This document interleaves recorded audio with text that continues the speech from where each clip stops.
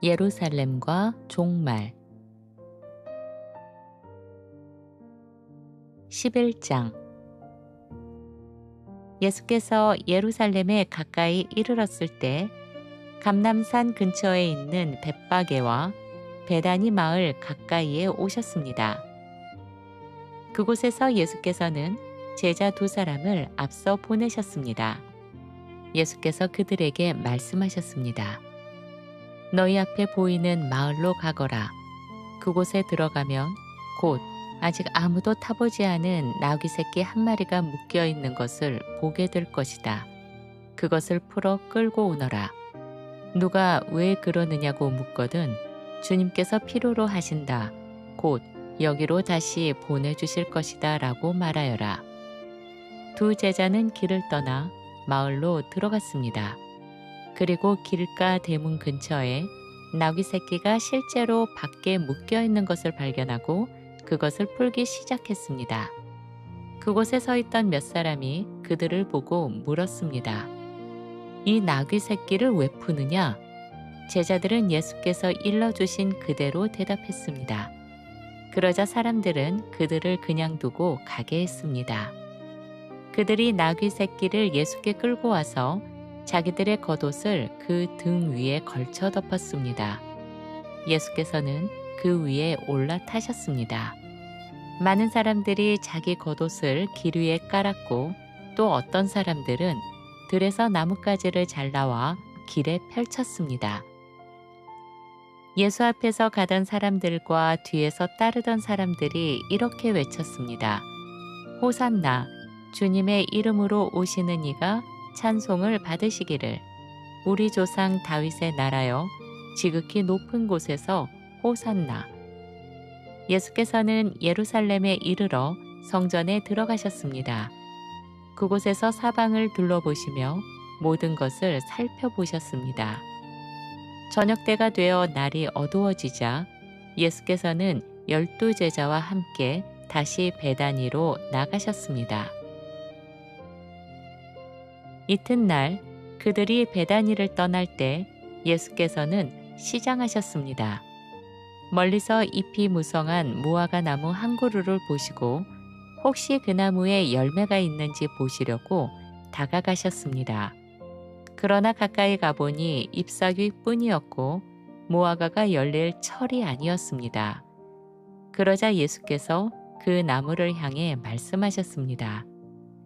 이제부터 영원히 아무도 내게서 열매를 따먹지 못할 것이다. 제자들은 예수께서 하신 이 말씀을 옆에서 듣고 있었습니다. 그들은 다시 예루살렘에 들어갔습니다. 예수께서 성전에 들어가시더니 성전 뜰 안에서 물건을 사고 파는 사람들을 내쫓기 시작하셨습니다. 돈 바꾸는 이들의 상을 둘러엎고 비둘기를 파는 사람들의 의자까지 엎으셨습니다. 또한 아무도 물건을 이고 지고 성전 안을 가로질러 지나가지 못하게 막으셨습니다. 그리고 예수께서는 사람들을 가르치며 말씀하셨습니다. 성경에 이렇게 기록되어 있지 않느냐? 내 집은 모든 민족을 위한 기도의 집이라 불릴 것이다. 그런데 너희는 이곳을 강도들의 소굴로 만들어버렸다. 성전에서 제사와 종교적인 일을 담당하는 대제사장들과 율법 선생인 서기관들은 이 일을 전해 듣고 예수를 어떻게 하면 죽일 수 있을지 모의하기 시작했습니다. 그러나 그들은 예수를 두려워하고 있었습니다. 많은 사람들이 예수의 가르침을 듣고 깊은 감동을 받고 있었기 때문입니다. 날이 저물자 예수와 제자들은 다시 예루살렘 성을 떠나 밖으로 나가셨습니다. 다음 날 아침 그들이 다시 길을 지나가다가 전날 예수께서 말씀하셨던 그 무화과 나무가 뿌리째 말라버린 것을 보았습니다. 베드로가 그것을 떠올리며 예수께 말하였습니다. 선생님 보십시오. 선생님께서 저주하신 그 무화과 나무가 말라버렸습니다. 예수께서 제자들에게 대답하셨습니다. 하나님을 믿어라. 내가 진실로 너희에게 말한다. 누구든지 이 산더러 들려서 바다에 던져지라 하고 말하면서 마음속으로 의심하지 않고 자기가 말한 대로 될 것을 믿으면 그대로 이루어질 것이다. 그러므로 내가 너희에게 말한다. 너희가 무엇이든지 기도하며 구할 때 이미 받은 줄로 믿어라. 그리하면 그것이 너희 것이 될 것이다. 또한 너희가 서서 기도할 때에 혹시 누구에 대해서든지 마음에 걸리는 일이 있다면 그를 용서하여라.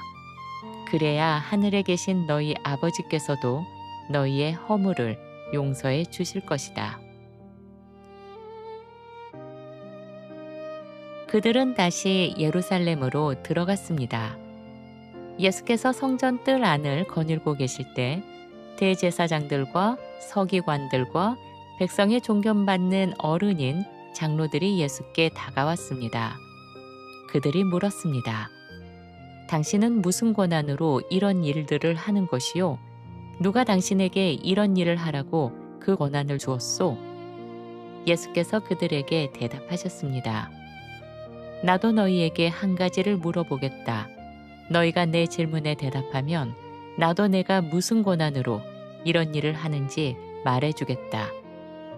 요한이 베푼 세례는 하늘로부터 온 것이냐 아니면 사람으로부터 나온 것이냐? 내게 대답해 보아라. 그들은 서로 수군거리며 의논했습니다. 하늘로부터 왔다고 말하면 그가 그렇다면 왜 그를 믿지 않았느냐라고 물을 것이다. 그렇다고 사람에게서 나온 것이다라고 말하기도 어렵다. 그들은 사람들을 두려워했는데 모두가 요한을 참 예언자라고 여기고 있기 때문이었습니다. 그래서 그들은 예수께 이렇게 대답했습니다. 모르겠습니다. 예수께서 그들에게 말씀하셨습니다. 그렇다면 나도 내가 무슨 권한으로 이런 일을 하는지 너희에게 말하지 않겠다. 12장 예수께서는 다시 비유를 들어 그들에게 말씀하시기 시작하셨습니다. 어떤 사람이 포도원을 만들었다. 울타리를 두르고 안에 포도즙을 짜는 틀을 파고 망대를 세워 지키게 했다. 그런 다음 그 포도원을 농부들에게 빌려주고 먼 나라로 떠났다. 수확할 철이 되었을 때 그는 자기 몫의 열매를 받으려고 한 종을 농부들에게 보냈다. 그런데 농부들은 그 종을 붙잡아 심하게 때리고는 빈손으로 쫓아보냈다. 주인은 다시 다른 종을 보냈다. 이번에는 농부들이 그의 머리를 치고 모욕을 퍼부었다. 또 다른 종을 보냈지만 그를 죽여버렸다. 또 다른 종들을 여러 명 보냈으나 어떤 이들은 매를 맞았고 어떤 이들은 죽임을 당했다. 마침내 그에게는 단 한 사람, 사랑하는 아들만 남게 되었다. 그는 마지막으로 아들을 농부들에게 보내며 이렇게 생각했다. 내 아들만큼은 존중하겠지. 그러나 농부들은 서로 이렇게 수군거렸다. 이 사람이 상속자다. 자, 이 사람을 죽여버리자. 그러면 이 포도원은 우리 것이 될 것이다. 그들은 아들을 붙잡아 죽이고 포도원 밖으로 내던졌다. 그렇다면 포도원 주인은 어떻게 하겠느냐? 그는 직접 와서 그 농부들을 처형하고 포도원을 다른 사람들에게 맡길 것이다. 성경에 이런 말씀을 읽어본 적이 없느냐? 건축자들이 버린 돌이 집 모퉁이의 머릿돌이 되었다. 이 일은 주께서 행하신 것이요. 우리 눈에는 놀라운 일이다. 그들은 예수께서 이 비유를 통해 자기들을 겨냥하고 계신다는 것을 잘 알고 있었습니다. 그들은 예수를 잡고 싶었지만 군중을 두려워하여 차마 손을 대지 못하고 그 자리를 떠나 물러갔습니다. 그러나 그들은 예수를 말로 책잡으려고 율법을 엄격히 지키며 종교적 의식을 중요시한 사람들인 바리새인 사람들과 로마가 세운 헤롯 왕가의 통치를 지지하던 정치 세력인 헤롯 당원 가운데서 몇 사람을 예수께 보냈습니다. 그들이 예수께 와서 말했습니다. 선생님, 우리는 선생님이 진실한 분이시고 아무에게도 휘둘리지 않으시는 분이라는 것을 잘 알고 있습니다. 사람의 외모를 보지 않으시고 하나님의 뜻이 어떠한지 진리대로 가르치시는 분입니다. 그렇다면 우리에게 말씀해 주십시오. 가이사에게 세금을 바치는 것이 옳습니까? 옳지 않습니까? 우리가 세금을 내야 합니까? 내지 말아야 합니까? 그러나 예수께서는 그들이 속으로 위선을 품고 있다는 것을 아셨습니다. 그래서 왜 나를 시험하느냐? 데나리온 하나를 가져와 보아라고 말씀하셨습니다. 그들이 동전 한 개를 가져오자 예수께서 물으셨습니다. 이 동전에 새겨진 얼굴과 글자가 누구 것이냐? 그들이 대답했습니다.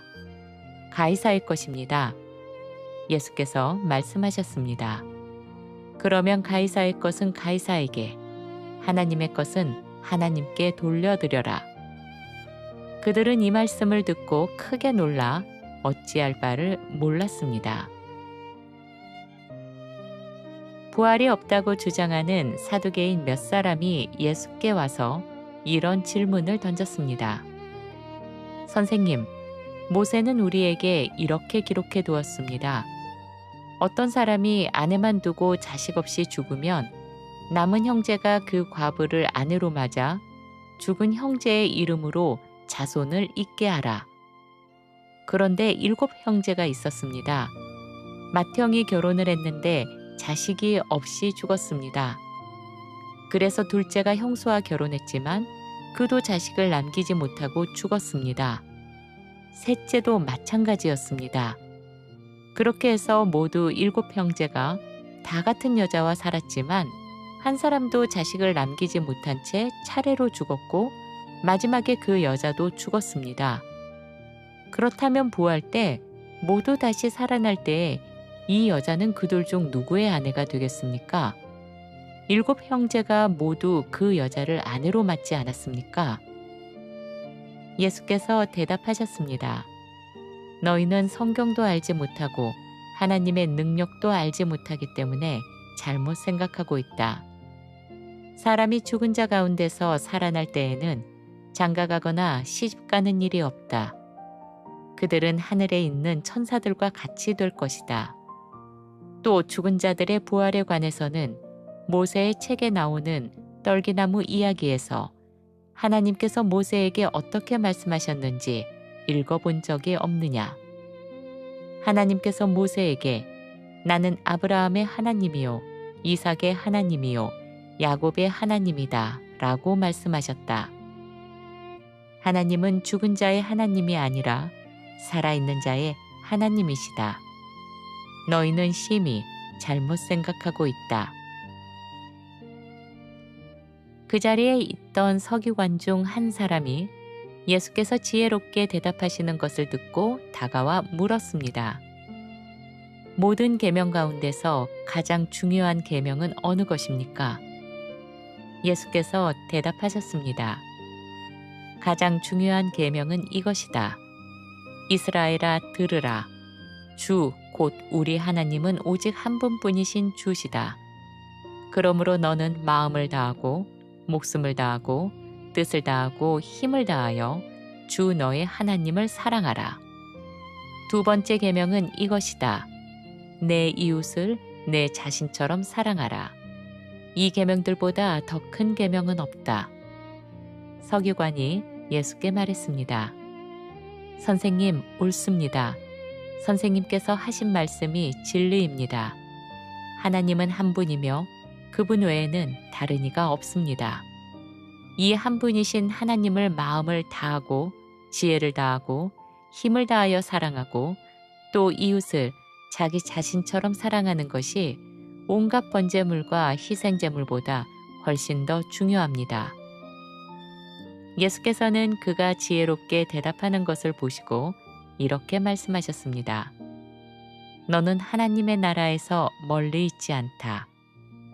그 뒤로는 아무도 감히 예수께 더 이상 질문을 던지지 못했습니다. 예수께서 성전에서 가르치실 때 사람들에게 이렇게 물으셨습니다. 어째서 서기관들은 그리스도가 다윗의 자손이라고 말하느냐? 다윗 자신이 성령에 감동되어 이렇게 말했다.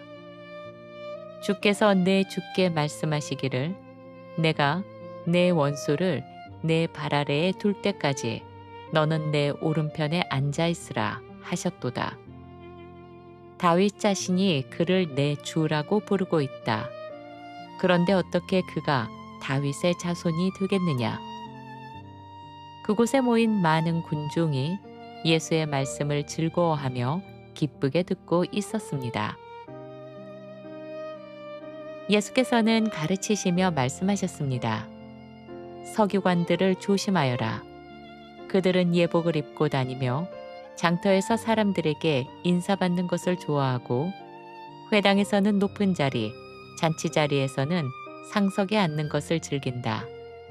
그러나 그들은 과부들의 재산을 빼앗아 삼키며 겉으로는 남들에게 보이려고 길게 기도하는 척한다. 그들은 더 엄한 심판을 받게 될 것이다. 예수께서는 헌금함 맞은편에 앉아 사람들이 헌금함에 돈을 넣는 모습을 지켜보고 계셨습니다. 많은 부자들이 큰 액수를 넣고 있었습니다. 그때 가난한 한 과부가 와서 아주 작은 동전 2닙, 거의 값어치가 되지 않는 돈을 넣었습니다. 예수께서 제자들을 불러 말씀하셨습니다. 내가 진실로 너희에게 말한다. 이 가난한 과부가 헌금함에 돈을 넣은 사람들 가운데 누구보다도 더 많이 넣었다. 다른 사람들은 모두 자기들에게 남는 돈 가운데서 조금씩 넣었지만 이 여인은 궁핍한 형편에서도 가지고 있던 것을 곧 자기의 생활비 전부를 다 넣었다. 13장 예수께서 성전에서 나오실 때였습니다. 제자들 가운데 한 사람이 예수께 말했습니다.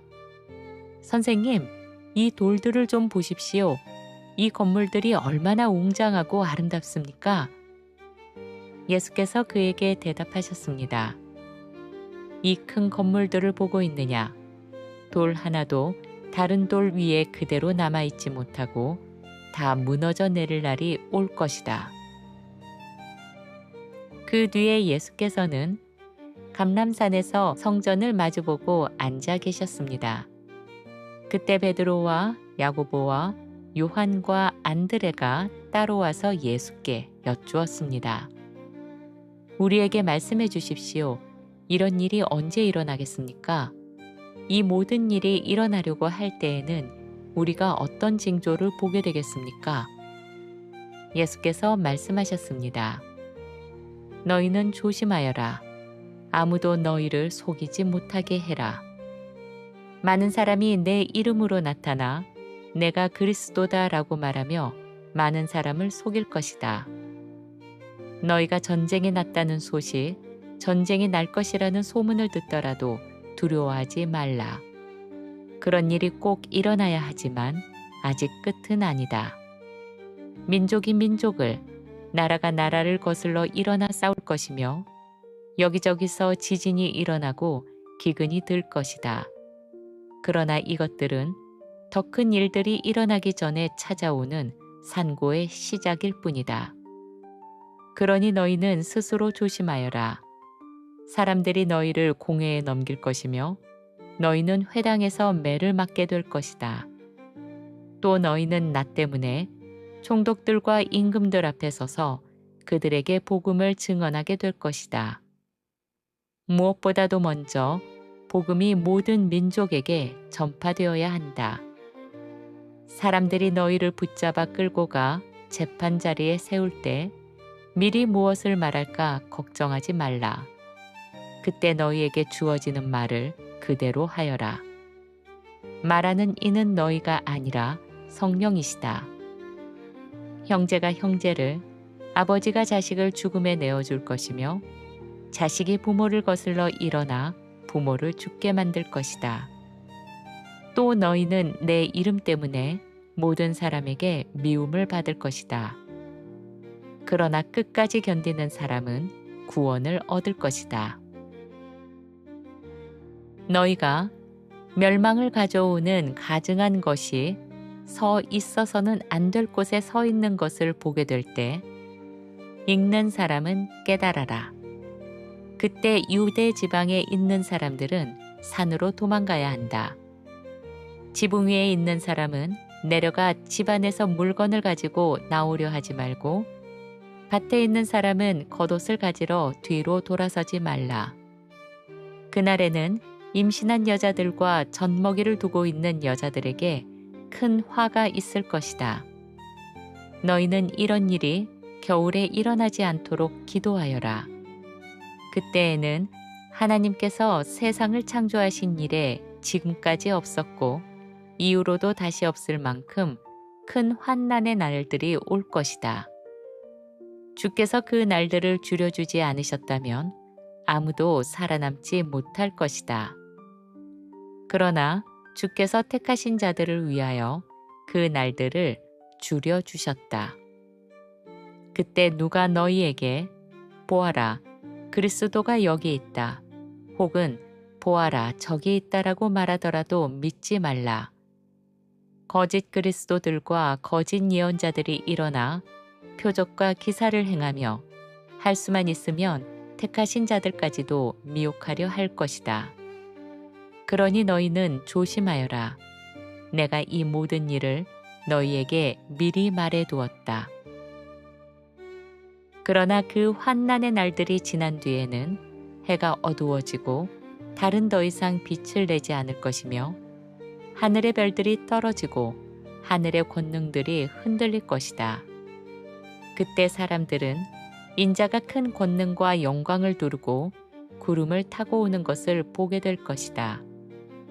그는 천사들을 보내어 땅 끝에서 하늘 끝까지 사방에서 자기의 택하신 자들을 모을 것이다. 무화과 나무의 비유에서 교훈을 얻어라. 그 가지가 부드러워지고 잎이 돋아나기 시작하면 너희는 여름이 가까운 줄 안다. 이와 같이 너희가 이런 일들이 일어나는 것을 보거든 인자가 가까이 문 앞에까지 와 있다는 것을 알아라. 내가 진실로 너희에게 말한다. 이 세대가 지나가기 전에 이 모든 일이 일어나기 시작할 것이다. 하늘과 땅은 사라질지라도 내 말은 결코 사라지지 않을 것이다. 그러나 그 날과 그 때가 언제인지는 아무도 모른다. 하늘의 천사들도 아들도 모르고 오직 아버지만 아신다. 그러므로 조심하고 깨어 있어라. 너희는 그때가 언제일지 알지 못한다. 이것은 마치 어떤 사람이 먼 나라로 떠나면서 집을 떠나기 전에 종들에게 각자 할 일을 맡기고 문지기에게 깨어 있으라고 명한 것과 같다. 그러니 너희도 깨어 있어라. 집주인이 언제 돌아올지, 저녁인지 한밤중인지 새벽닭이 우는 때인지 아니면 아침인지 너희가 알지 못하기 때문이다. 그가 갑자기 돌아왔을 때 너희가 자고 있는 모습을 보지 않도록 하여라. 내가 너희에게 하는 이 말은 모든 사람에게 하는 말이다. 깨어 있어라.